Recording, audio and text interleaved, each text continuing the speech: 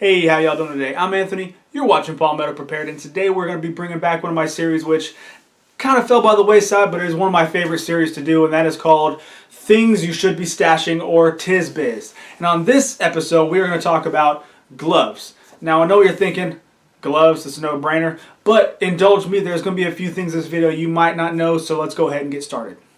Alright, now contrary to popular belief, there actually is several different types of gloves for different things. Now, I know what you're thinking. If you're in a northern climate, when I say the word glove, you automatically think of cold weather protection. And yes, do not get me wrong, cold weather protection should be number one, especially if you're in that kind of climate. But there are others here that I wanted to hit in this video. And the first thing that I wanted to throw on, good set of work gloves. Now, I have a few pair of these, and they always seem to last maybe 4 months at the most, since I do a lot of work outside. So stashing multiple pairs of gloves will definitely help you depending on how much work you're going to be doing. If we are in a grid down scenario, I guarantee you're going to be doing a lot of work outside, whether it be messing with animals, digging, something you're going to be doing outside.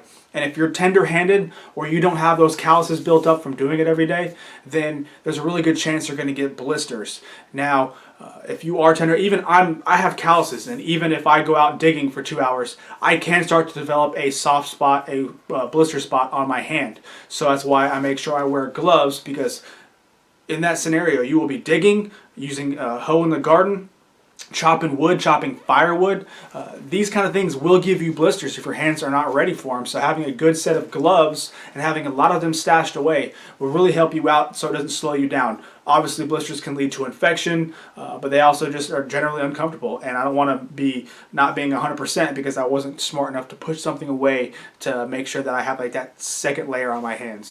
Now, the next type I wanted to throw on here would be cut-resistant gloves. If you are working in an area or doing something around a lot of sharp things, then having a good set of cut-resistant gloves, these are just normal backed, I don't know, fabric kind of gloves, but on the front, they're basically dipped in a, polyurethane, special coatings basically, so it's very cut-resistant. Now, if you have, if you're working with a lot of sharp things, tools, doing some sort of sharpening or whatnot, it would really help out if you had a pair of gloves like this, just to make sure that if you do miss, you're working with razor blades, doing kind of woodworking, that kind of thing, and you're having a hand that holding something, put those gloves on so you're not cutting your hand by accident.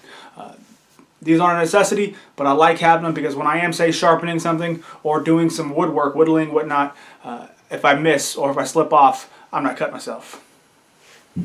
Now, another type I wanted to hit on would be having basically a second skin. And when I say a second skin, I'm talking about leather gloves. Now, you have your welding style gloves, but you also have your double stitched knuckle protector work gloves. I like these work style gloves. I got these in a pack. This is my third pair. I got 3 pairs of these from, I think, Try Supply for like $16. I've already used one pair and I've almost worn through them doing stuff outside. But if you're picking up hay and straw and that kind of fun stuff, you can cut yourself on straw. You can. Especially if it goes in underneath your nails. And that's one of the things that I noticed when I'm picking it up and I'm moving a lot of bales. It'll definitely get up underneath your nails and it'll do some nasty little cuts underneath that sensitive skin or in the webbing of your hand. So having a good pair of leather gloves really pays off because it's like a second skin and actually takes a little bit to puncture them. Now, obviously, if you're doing a welding, grinding, something with heat, working on exhausts, cars, that kind of thing, then you're going to want to have a good pair of leather gloves, welding gloves, just because, obviously dealing with that heat, but also having metal shards come out so you can wipe without completely just cutting your fingers open. I've done that drilling before, so having this style glove will pay off as well.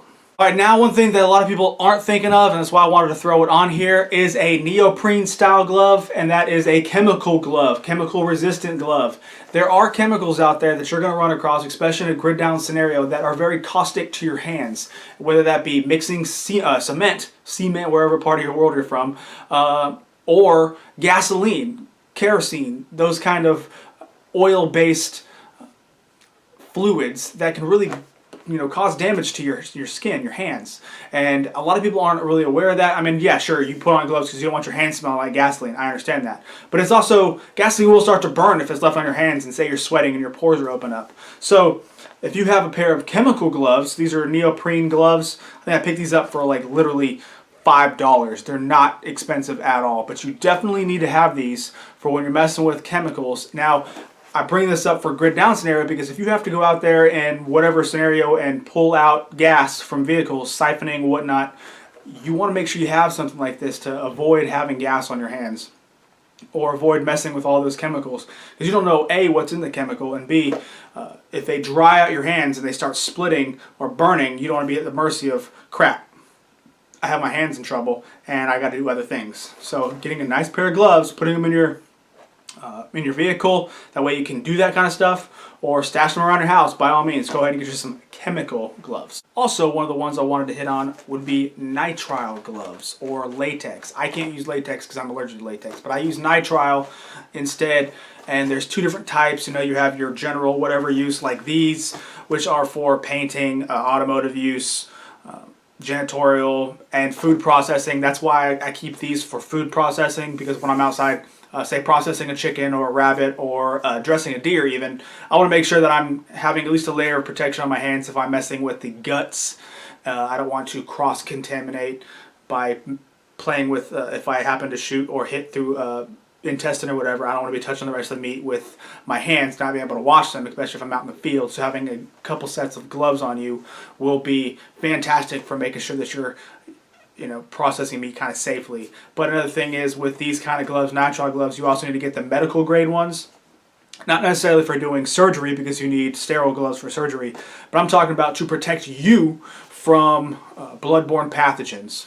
Any hit you see at a workplace should have a set or a couple sets of gloves in there, because you don't want to be operating on somebody. I say operating. You don't want to be helping somebody if they have a wound, even a cut, with unprotected hands, because if they do have a bloodborne disease, say hepatitis or whatnot, you don't want to introduce that into yourself. So having a set of nitrile gloves for medical purposes is a big thing. Not to mention, obviously, you don't want to introduce infection, say even on yourself. If you have, say, a wound on your left arm and you've been messing around outside in the dirt, you don't want to be playing with that dirty hand, tossing it into your wound. So being able to put on a pair of gloves easily without having to wash, so you can bandage your wound properly, will help out in terms of not spreading or causing infection.